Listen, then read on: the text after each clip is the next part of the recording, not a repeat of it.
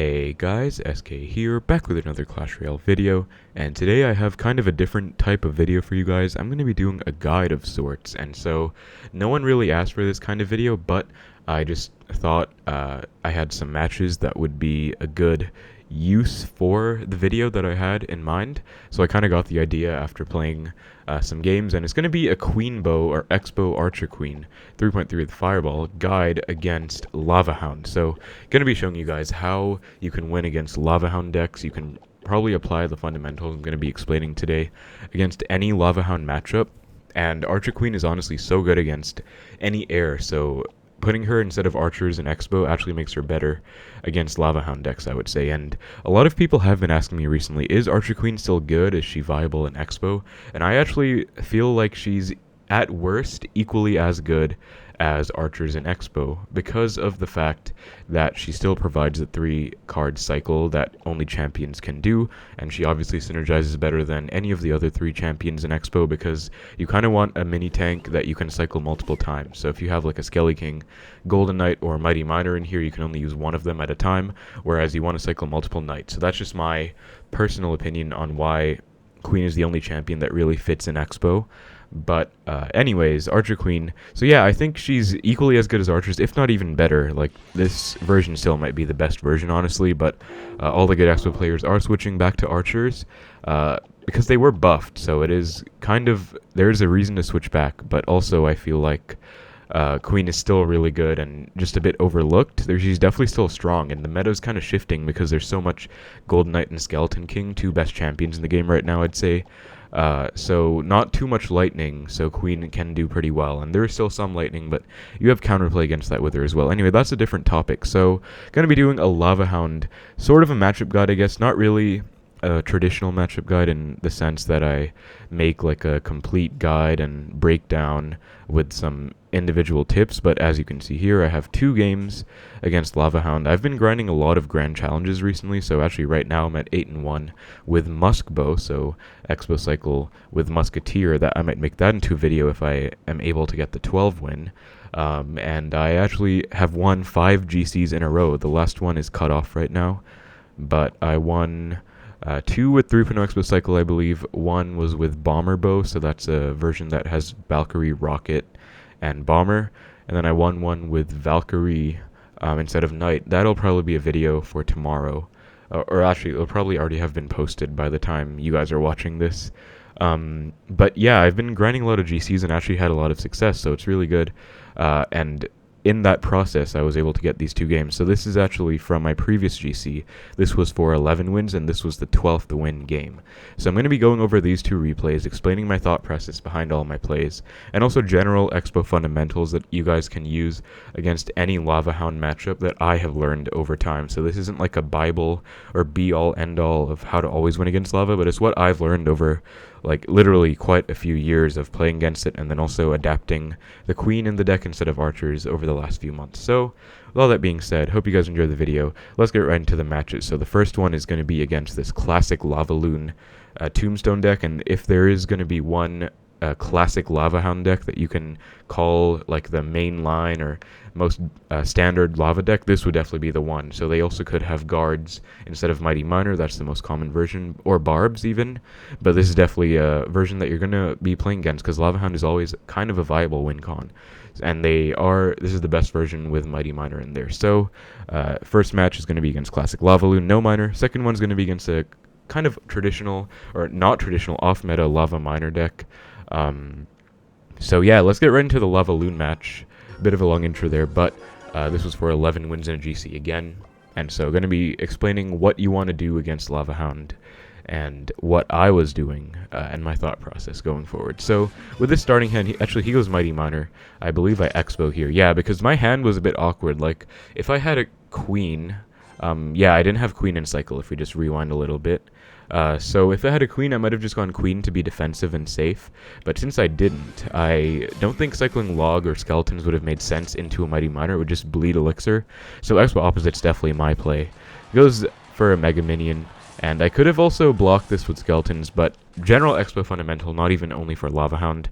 If you don't know what the opponent has at the start of the match, and you go for an expo, say they go like Eggsy in the back or something in the back, don't overcommit to the expo, let it go, and just use it as intel for what they have. That's the general best route you can go for, because you don't know what they have, you don't know overcommit and overspend. And also, by not using skeletons on the Mega Minion, I was able to save them for the Mighty Miner. So I just go with a Knight. Notice how I cut it kind of upwards instead of right next to the tower, because then he could just switch towers and it would do a lot of damage. Here, I actually logged the Tombstone, which is a play that I personally make a lot. I don't know if it's the right play or not, but it's what I like to do. And here I just go for a queen, or actually no, I go for E-Spirit. Okay, so this is something I was thinking about, literally. That's why you saw me leaking a bit. I was trying to make the decision in real time, which was whether I should go all in, or go all in defense, like just cycle queen in the back, don't expo at all because it wasn't in cycle, or should I cycle back to my expo by going E-Spirit in the back and then cycling to my expo promptly. So generally, if you do have expo and cycle, when they go Lava Hound, you always want to go expo, and I would say same lane. I have seen many varying opinions of this, and I have actually seen Betfist win against some expo players, or some Lava players, by going expo opposite. In fact, if you watch my #1 video where he was #1 in the world with like a day left in the season, his final match for #1 was against Lava, and he went opposite lane. So it can work if you go opposite, but for me, I like to go same lane because you do not really want to tower trade. I think Betfist is very comfortable tower trading. He's done it. Actually, I see him do it a lot. I don't know why, but he does it a lot, and he wins the tower trade situation. So I guess that's a playstyle choice, but what I would recommend to you guys, especially if you're not that experienced and you're not sure what to do in a tower trade, because it can be hard, definitely just stick to this. Also, what I like to do anyways, even if I know tower trading is a viable option, as Betfist has shown, I still like to not tower trade because that's what I prefer. So you want to expo, and you want to expo same lane on the inner corner here, so inner tile of the river, one to the left from the center. And the reason for that is because you will kite their Lava Hound slightly inwards, and also their other troops inwards, which means you'll have more space to deal with them. They'll be pushed a bit inwards. You can go for a Tesla. They'll get pulled into the Tesla. You also have more space to support your expo, both on the left and the right. So this is what you always see every good expo player do against Lava with this placement. So he just ignores it and goes Skelly Drag. So right here, I can't really stress this enough. You do not want to fireball this right at the start, especially if it's like Lava Miner. They have Flying Machine as well. You just fireball that, you might lose, honestly. You definitely want to let this go. And that's what I do. So notice how I let it go. I still get a lot of damage, but my main focus right now isn't getting damage. The way bigger threat and objective is to defend this. And he actually goes for a balloon in front, or behind it, just barely got stuck behind the lava. It would have been really good if it went in front. But you'll see how I defend this, and because I didn't overcommit to that lava, I now have 9 elixirs, so Queen plus Tesla will be a standard defense, and you'll see exactly how I do it here. So I go for a Queen low, and then Tesla. Notice the placement. So normally I would go Queen around here in the back pocket behind the Princess Tower, but right now the main issue is that the balloon is still pretty much full health and tanked for by a bunch of stuff, so there's no point going Tesla. Also notice how I sacrificed a bit of tower damage, using tower damage as a resource, allowing the Scaly Drags to lock on to the tower, so that my Tesla and Queen will both be full HP, and because he just full sent his entire elixir bar, does not have enough for fireball right away, so giving this intentional fireball value here is not a big deal at all. So my Queen plus Tesla does a really good job, plus I pop ability, and that does a lot of work. So as you can see, that fully takes out the Scaly Drags and the balloon. I did take some damage, but I still got more damage than him, honestly, overall. Until that Lava Hound popped, I took a bit more. But before that, I got a lot of damage, and this is why I prefer it this way.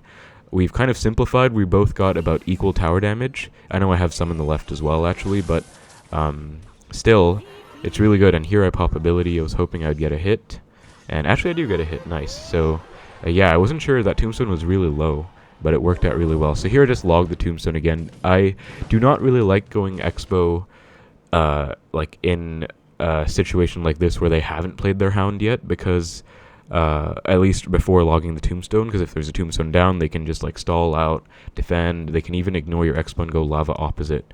So yeah, as you can see here, I actually decide to leak instead of going for the play, and I wait for him to Lava, because like I said, I want to stress going same lane. If I went Expo when he was at 7, sure, I would have had a slight elixir lead, but he could have just gone Lava Hound opposite, or just gone Skelly Drags on my Expo. Then I would have had to respond to them. Then he could go lava. He'd be up elixir. It would be bad for me. So same lane, and he goes Skelly Drags again. Right here, sadly, I don't have the right cycle for going for a queen. That would be what I would have done. But I still don't fireball because I'd rather fireball this big Lava Hound push. So this is the standard Tesla placement. It's one more from the center. You want to use that against most Lava Hound matchups because if you place it in the middle, it won't kite the balloon or the Lava Hound. It won't even target them, actually. It might target the balloon, but definitely not the Hound. And the standard one is 3 tails down, but you can do 4 tails down as well if you want. That's what I like to do if it's later on. And you'll see that because I went for a lower Tesla, it targeted the balloon first. And this is a very key play you see that you can make that I actually like to make a lot. If you're defending a Lava Loon push and the tower is targeting the Lava Hound, so the Lava Hound is tanking for the balloon, you can actually defend against this balloon for no damage at all. Just go with this low Tesla, so if they haven't gone balloon yet, you know they're about to, you don't need to go Tesla right away, you can wait and then go Tesla, and then you want to fireball the balloon back, and notice how the fireball plus a few Tesla hits fully takes out the balloon with no death bomb on the tower. And just like that, I have the damage lead, and this is a really good situation for me. So you always want to go same lane, like I said. And here, this is a play I like to make a lot, going Tesla first, because if you just go Expo, you don't really have that Tesla supporting. Since I went Tesla first, I do have that support. Mighty Miner, just stall for it with skeletons. Knight plus Fireball. Now I can Fireball, but this is a big difference compared to before. I was telling you guys, don't overcommit to the Skelly Drags. You saw I didn't Fireball the first 2 there, but now I do because there's only 10 seconds left in the match. The match is actually about to be over. So I can afford to overcommit because if I win, it doesn't matter if I'm down elixir, right? So that's why you only make these plays with Expo when you're really late in the match. And right here, I'm actually back to another Tesla. I didn't take his tower, but I still defended really flawlessly.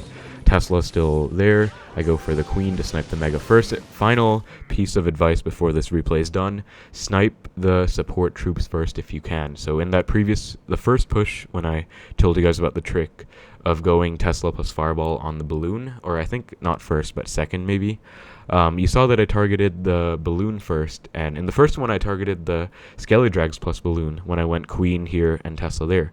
And so the Lava Hound isn't really a threat whatsoever. It doesn't do much damage at all.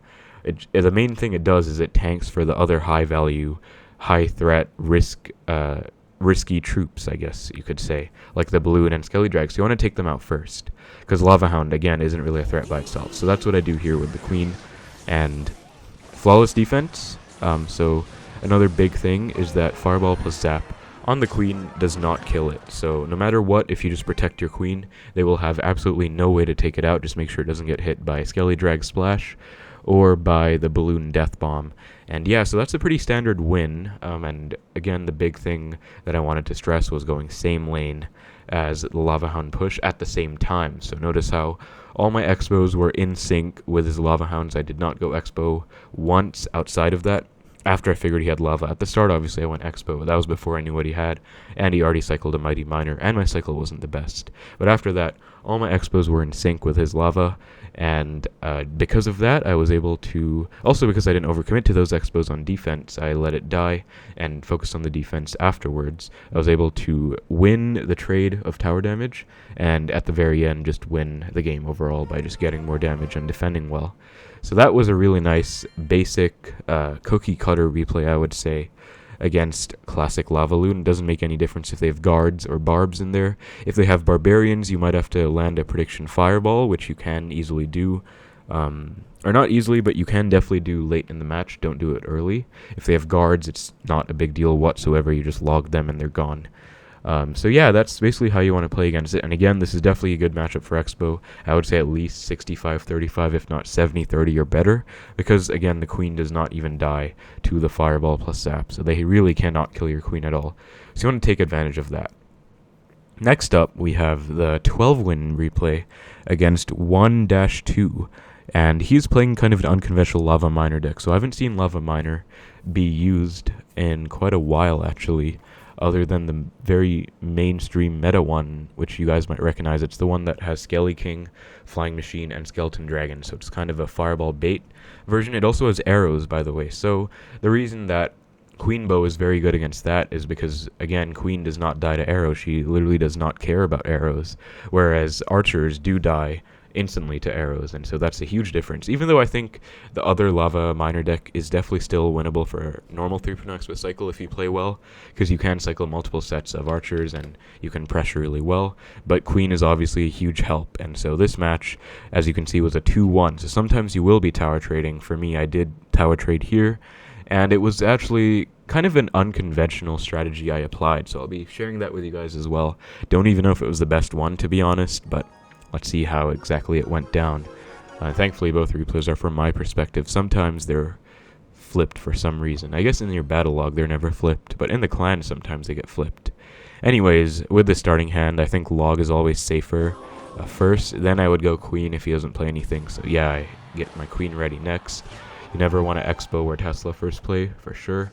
He just fireballs the queen, so when they use a spell on your queen in single, you can definitely expo with it, because you get to find out what they have, and if they don't have a great response, this will be a great push and a great threat. So right now, queen's counter pushing. I pop the ability right in time to not take any tower damage.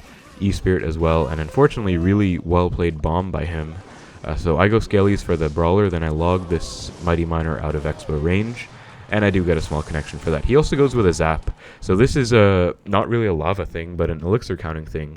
And so let's just rewind a little bit and see what went down. So he went for, so I went expo. We were both at 10 elixir, right? Because I went queen, he fireballed. That means I was down about 1, I guess. You're basically even though. So he plays the cage, which is 4. Then he plays a Mighty Miner, which is 4 as well. So that gets popped. And then he uses the ability, which I believe is 1 elixir. I don't actually know, but I'm quite sure it's 1. So cage plus Mighty Miner plus ability is 9, right? And I have spent 7 because expo plus my queen ability. I don't think I spent anything else, but even if I did, basic general idea, he spent 9, then he spent a baby dragon, so he spent 13. I know he's very low, right? And then he goes for a zap as well, so I knew that he was at like 1 or 2 elixir at most, because it's single elixir. Elixir just doesn't generate that fast, so when he spends 4 with the cage, 4 with the Mighty Miner, 1 with the ability, 4 with the baby dragon, and then another 2 with that zap. I would say that zap was a bit unnecessary by him, in all honesty. I believe that totals up to 15 elixir. That is just a lot, and I am up. I did not know exact amount, so I just knew he was low. So I waited for it to lock on. Again, basic fundamental, using tower damage as a resource. I don't need to worry about this small baby dragon chip damage when I want my expo to be full HP. So I could have tanked for it, but I think this was a lot better overall. And he goes for a Mega Minion. Unfortunately, I don't have Skellies in cycle. That would have been perfect, but still, this is a huge push, or a huge burst of damage I get, and I do come out on top. So even though I took some baby dragon damage, I got more than him, and in Lava Hound matches, I think simplification is always good. If we're both at like this tower damage, it's even better, because as we go into double, I have an easier time taking his tower. And yeah, now I'm just leaking, waiting for what he does, and so this is another thing I've been thinking about. So when they lava on the back, and you have a bad cycle like I did just now, I don't have expo, because I told you last time you should expo when they go lava, and I would still say that's a good play here, but obviously I knew he was down like 5, so the first expo is still a good expo, or the second one rather. But I like to go knight opposite sometimes to pressure, but honestly, knight was nerfed a couple months ago, or a few months ago. That play was much more popular before the nerf, I would say, because it was more threatening. Plus, he has Mighty Miner, and Goblin Cage. I already knew he had 2 of these. Didn't know he had a Miner, but he has 2 pretty decent ground tanking cards, so wouldn't really make sense. So I've actually seen Aragon do this as well. When they go lava and you don't want to expo, you go knight in the back first instead of going queen first, then you go queen after, right? So that's the order that I've seen Aragon do it, so that's how I do it. Honestly, that's all there is to it. And with these placements, queen towards the inside, he goes for a Mighty Miner at the bridge. So right here I just stall it a bit with my E-Spirit to reset the... Oh, actually, wow, it looks like I missed. I was wondering, I watched this replay back, I was wondering why the knight still died after E-Spirit. It looks like it missed. Interesting. But this is a great thing about queen. When they go miner on your queen, you can pop ability, it'll retarget onto the tower. So that is something you really want to take advantage of, if you can. And right here, I could have gone Knight to prevent a bunch of that damage, but I'd rather have just gone Expo. And he does a really good bomb, actually. That's quite annoying. And yeah, it was just pretty good by him. But here, I'm ready to commit fully to this Expo. I actually go Tesla at the bridge, which I don't usually do, but right now I know his cycle's pretty bad. So I definitely want to do it. And here, pretty nice micro defense against the Miner plus Cage does get me another connection. And again, even though I was down before, I am now up in damage again. And so he goes Lava. And so right now, I am not sure if going Expo same lane would have been good. I think it wouldn't have, because that's only 500 damage. That's 2 fireballs and a log. So I don't think that would have been worth it. So I actually go Expo opposite here, but I'm also reconsidering, because when you watch your own replays, you always get to think about what you did and if it was the best play in that situation or if it was better. And this has me thinking about what if I just fully defended, because I'm pretty sure I could have defended against this push without taking 500 damage, because if I took more than 500, he would have been in fireball zap range, but, or I guess like 550 or something. But yeah, I decided to go offensive, and so I went Expo opposite, and so this is where I'm okay to tower trade. But you have to remember, I already had this in my mind the second I did this, even though there was 30 seconds left. If I'm going to do this, I have to make sure I'm able to get 2 fireballs on his tower, or 2 logs and a fireball, or however much it is. Right, so, but obviously I want to defend against this, so I go Queen, I go Knight, I go E-Spirit, and Skeletons. Unfortunately, the Mighty Miner Bomb is actually so good. But thankfully his fireball is forced out there. And so yeah, I knew it was 2 fireballs, so I am not going to defend this. I don't think it was possible to defend, in all honesty, because I didn't have Queen available, right? I already used it on the right side. So another thing I could have done is just gone Expo and let it die after he went Mega Minion or whatever. I could have just let that die and save my Queen for this defense. But still, okay, I have to spell cycle now. I'm just going to tower trade. Plus ability forces it a little bit out with the Cage. And here I'm actually still kind of trying to stall a little bit with my E-Spirit plus Skeletons. I think actually if I went Knight on the Miner, I would have actually won. But still, we tower trade, and I'm actually not that upset about this situation because I'm actually at a slight damage lead on the right. So it's not bad for me, but he's obviously going to pressure me pretty hard here.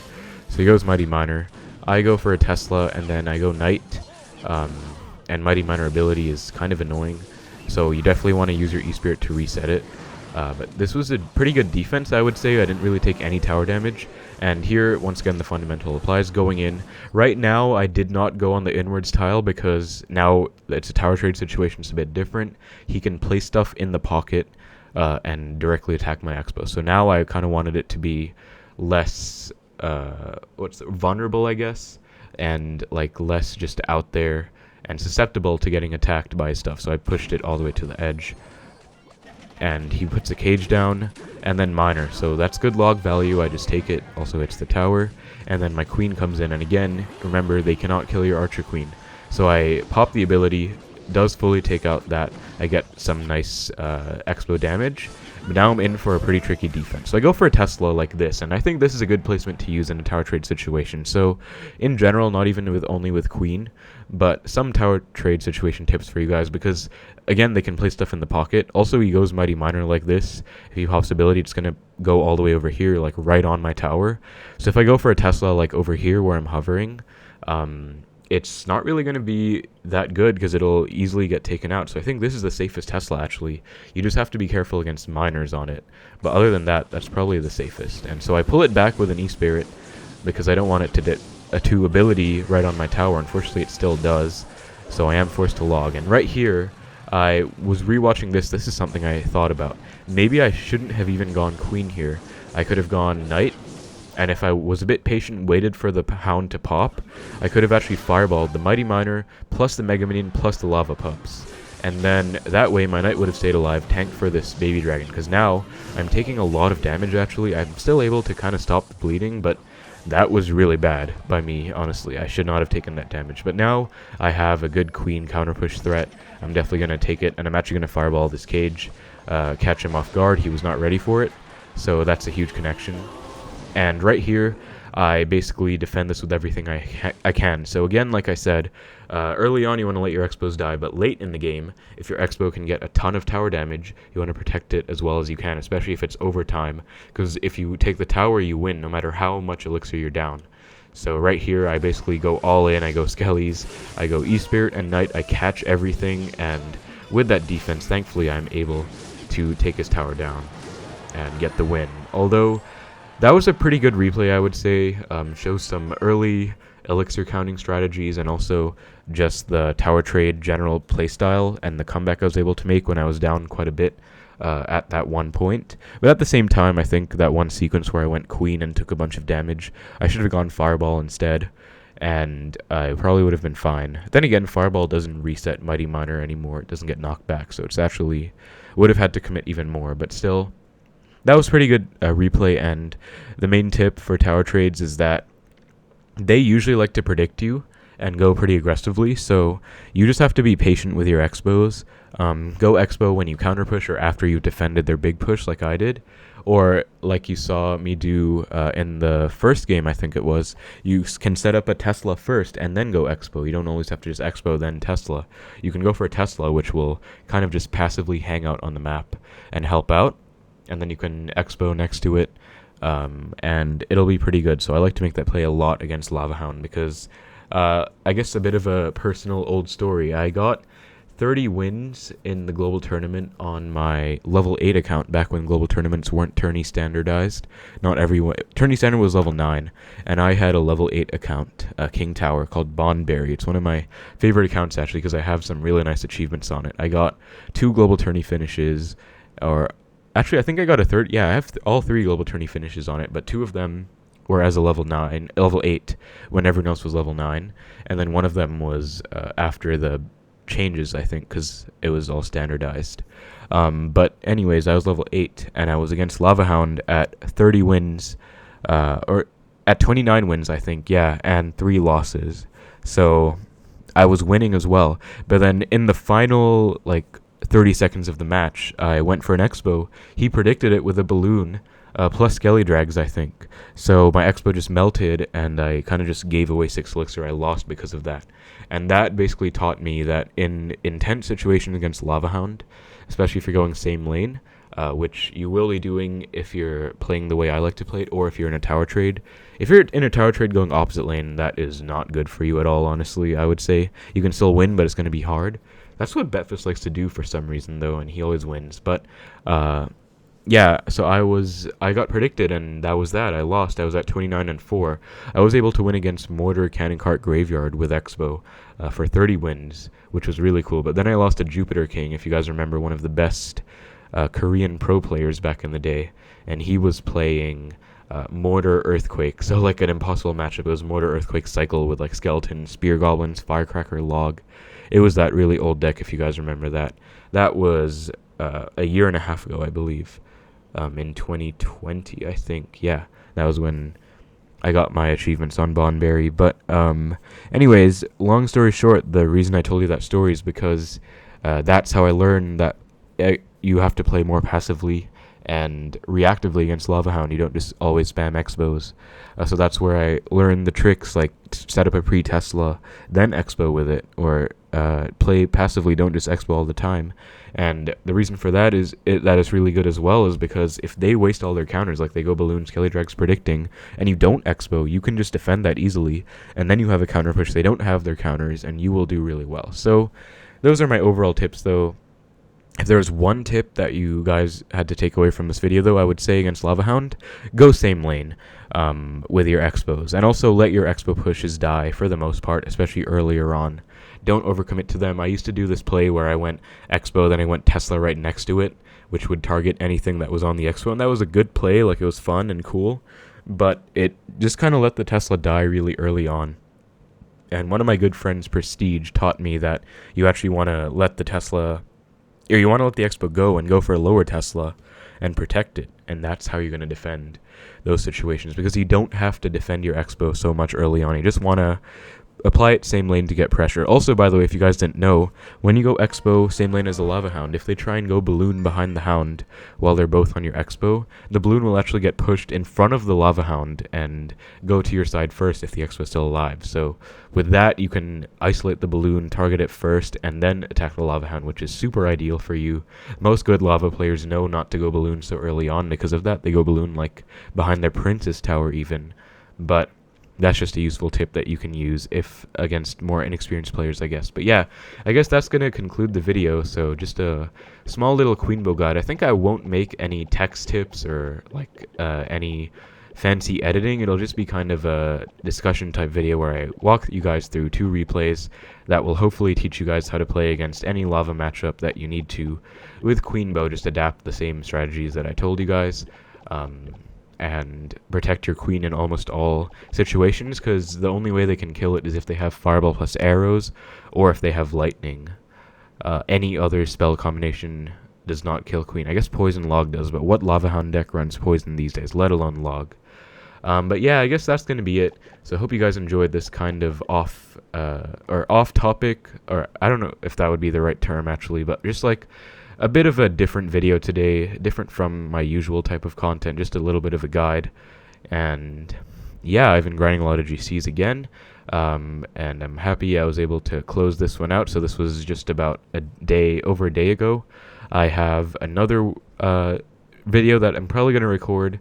I'm a bit tired now, so I don't know if I'll record it right after this one. I guess you guys won't be able to tell, but it's going to be a little Expo fundamentals video, and it's going to be showing you guys like when you can go Knight to protect your Expo, as opposed to letting your Expo die then going Knight. I guess I don't even know if that makes sense, but hopefully it does when the video comes. But yeah, that'll be the video after that, and then hopefully I can get the Musk Bow video, get the 12 win, and hopefully I can also win the GC. And also I'll probably upload my Valkyrie instead of Knight GC 12 win probably before this one, I think. But yeah, anyways, that's going to be it. A little bit of a ramble at the end there, but hope you guys enjoyed. Let me know if you enjoy this kind of content. This is kind of an extrapolation of my matchup analysis video type, I guess, where I just analyze one replay of one matchup for a while. This was 2 replays against an entire archetype though, but ideas do remain the same. Anyways, that's going to be it for the video, guys. So hope you enjoyed. Thank you so much for watching. Take care, and I will see you in the next one.